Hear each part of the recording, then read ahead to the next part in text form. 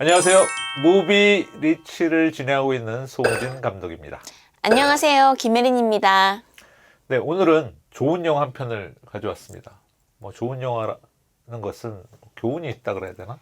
그런 영화고, 나름 멜로 영화의 거장이었죠. 허준호 감독이 멜로를 빼고 연출한 영화 보통의 가족.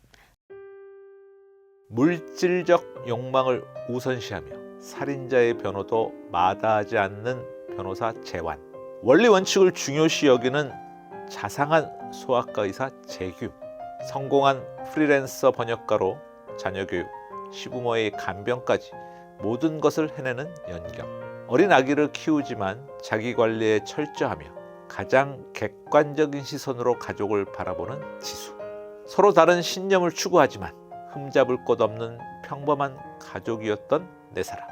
어느 날 아이들의 범죄 현장에 담긴 CCTV를 보게 되면서 사건을 둘러싼 이들의 갈등은 걷잡을 수 없이 커져갑니다.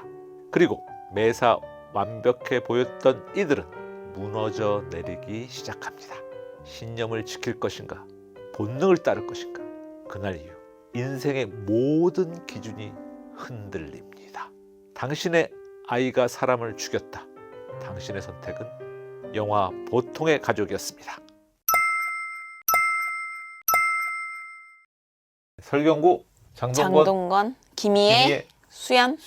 이 네 배우들의 연기 대결이 보여지는 그런 영화라고 할 수 있겠습니다. 원래 이제 더 디너라는 원작이 있는 영화인데, 이 각색을 하면서 각본도 괜찮고, 각본은 다른 분이 썼는데 어쨌든 허준호 감독은 각본이 다 쓰여져 있는 상태에서 연출 섭외돼서 이 영화를 찍었죠. 그렇겠죠. 한국 영화 중에 그래도 연출력이 좀 돋보이는 영화 아니었나? 이런 생각 들고요. 감독들이 아니라 배우들의 연기를 감독이 잘 끌어내셨다. 이런 생각 듭니다. 원래 제목이 원제가 더 디너였던 것처럼, 그래서 식탁신이 3번이 나오는데 거기에 굉장히 집중을 많이 했던 것 같고, 그 부분에 대해서 배우들과 굉장히 노력도 많이 했다고 들었고요. 또 허준호 감독님이 이 영화를 홍보하느라고 각종 유튜브에 다니시면서 이야기를 많이 하시더라고요. 근데 허준호 감독님 제가 개인적으로 옛날에 이제 뵀었을 때는 굉장히 샤이한 분이었는데 그동안 많이 변하셨다. 그럼요. 사람이 바뀌었겠죠. 예, 노력 많이 하신다. 이런 생각 들었습니다. 장동건이 장동건 하지 않는 영화. 장동건이 연기하는 영화. 장동건이 보통이 되는 영화. 보통의 가족. 그래서 보통의 가족이. 보통의 가족. 예. 내가 보니까 그래요. 저는 시사회에서 이 영화를 봤는데 실제로 이렇게 뵈니까 좀 세월을 거스르지 못하는구나, 누구나. 그런 느낌? 좀. 근데 또 곰곰이 생각해보니까 영화 속에 김희애 배우가 장동건 팔짱 끼는 씬이 되게 많이 나오는데, 여러 번 나오는데 진심인 듯 정말 행복해 보였어. 부부가 아니야. 저 너무 행복해 생각했는데 행복하셨나 봐요. 그 극 중에서도 연상으로 나오니까 예. 어떤 면에서는 정우성 배우는 그렇게 세월을 맞은 것 같지 않은 느낌이 좀 드는데, 최근에 좀.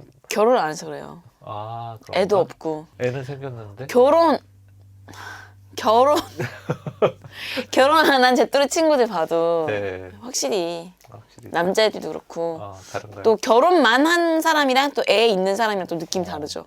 근데 난 왜 그렇지? 지금 손자 생겨서 더 그렇죠. 네.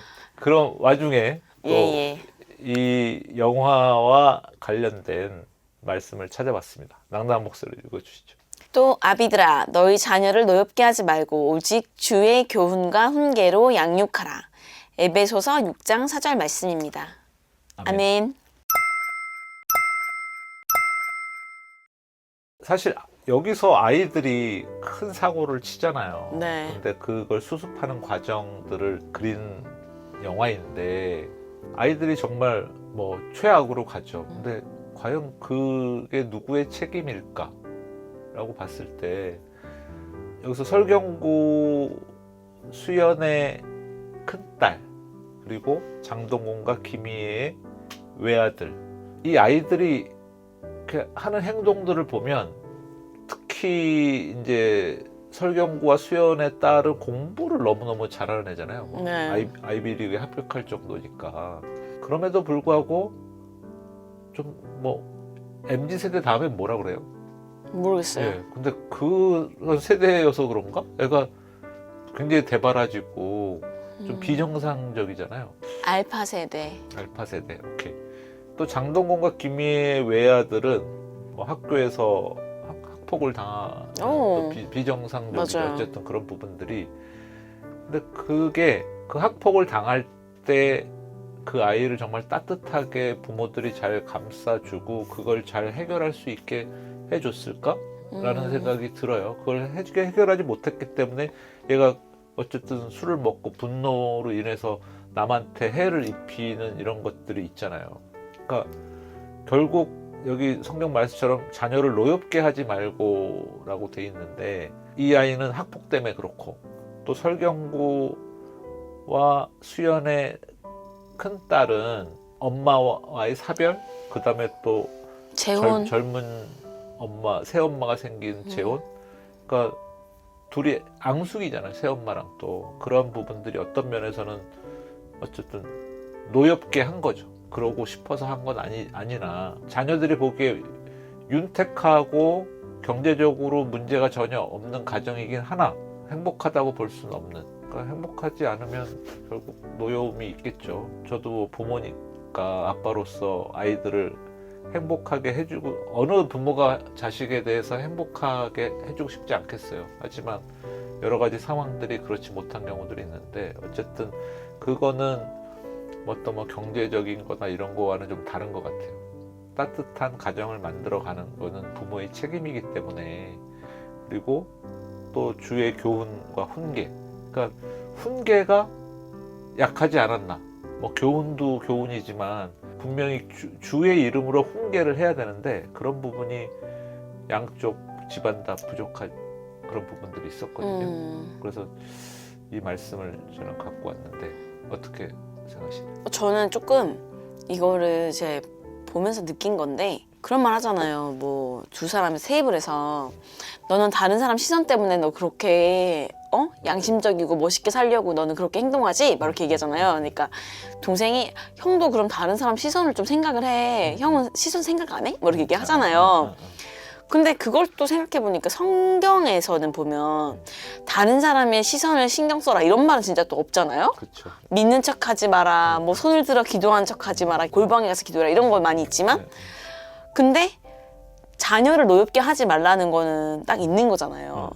저는 이제 미국에서 이제 있을 때 많은 MK, PK 애들, 교회 다니는 애들, 모태신앙 친구들 이런 애들 보면은 진짜 그런 분노가 많이 있잖아요. 우리 엄마 아빠가 나를 안아주지 않고 교회에 다른 애들 안아주고 장로님이라고 딴 애들 칭찬하고 나 혼내고 그러니까 그런 거 보면은 좀 우리가 교회 내에서도 내가 지금 이런 중직에 있기 때문에 그래서 어떻게 보면 남의 시선이라던가 내 위치, 내 입장 이런 게 더 중요해서 우리가 우리 아이들을 노엽게 하고 있지는 않았던가. 근데 주님께서는 사실 그런 것보다 우리가 우리 아이를 주의 교훈과 훈계를 양육하고 아이의 마음을 우리가 읽어줄 수 있기를 또 바라셨던 것 같다는 생각이 들더라고요. 이번에 딱 그 씬에서 보면서 그런 아픔이 있잖아요. 사실은 왜냐면은 정말 미국에서는 범죄 저지르는 애들 보면은 진짜 그런 애들이 많거든요. MK, BK 이런 애들 많아가지고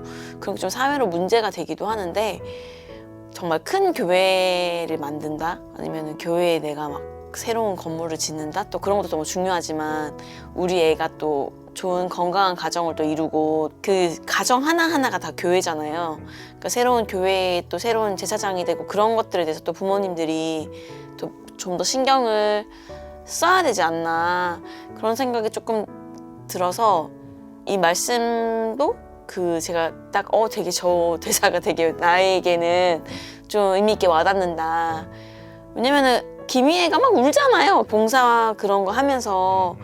그런데 그런 뭐 남의 나라의 애기가 뭐 굶는 거 그런 거에서 되게 괴로워하면서 노숙자를 자기 애가 죽였는데 또 근데 한편으로 또 이해되는 부분도 있거든요. 엄마 된 입장에서 자기 애는 너무 많이 학폭당하고 용서해주고 또 용서해주고 그럼 우리 또 용서 받을 수 있어야 되는 거 아니야? 뭐 이렇게 또 되묻는 지점들도 있는데 그러니까 근데 자기가 너무 봉사를 많이 하고 주님의 일에 막 했기 때문에 이 정도는 용서해줘도 되지 않을까? 막 이런 생각까지 하죠. 그러니까요. 예. 그러니까 많은 크리스천들이 그런 생각할 것 같아요. 저도 뭐 그런 일을 당하면 그렇게 생각할 수도 있을 것 같고. 주님 막 딜하고 주님 말하면서 you know saying 말하면서 그럴 수 있을 것 같죠. 사람들. 근데 여기서 아까 뭐 제가 훈계 주의 교훈과 훈계를 양육하라라고 했는데 사실 훈계라고 그러는 게 우리가 보기엔 야단치는 거라고 생각하기가 쉽거든요. 근데 저는 꼭 훈계라는 게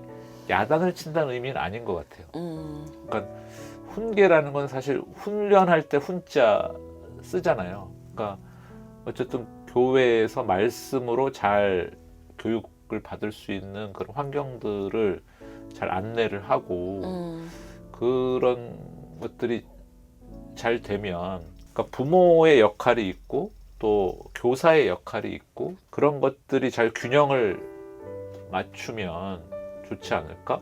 국어사전도 보면 잘 타일러서 잘못이 없도록 그러니까 주의를 준다고 하는 거거든요. 그러니까 잘 타일러서 이렇게 해야 되는데 타일르지 않고 막 네가 뭐 교회 리더인데 뭐라든지 뭐 네가 크리스찬인데 그러면 되겠어 막 이러면서 야단치는 걸로는 안 된다. 그리고 무엇보다 엄빠가 잘해야 된다. 네. 본인들부터.